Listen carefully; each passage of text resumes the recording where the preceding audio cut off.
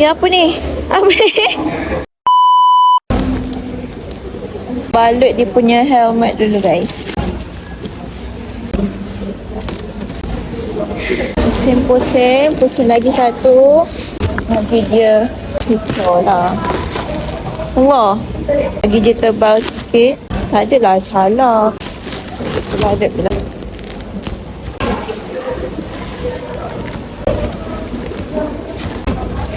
Balut. Terbalik body dia pula.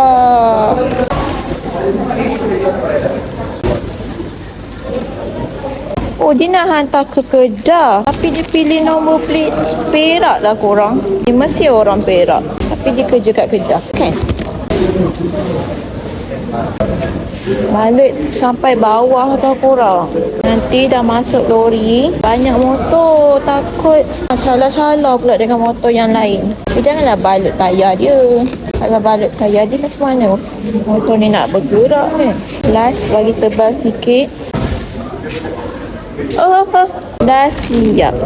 Masuk kemas-kemaskan sikit. Apa ni? Apa ni? Kan dah kemas. Pusing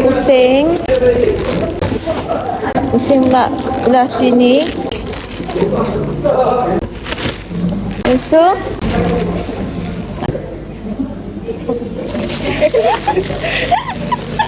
udah siap, udah dibalutnya semuanya.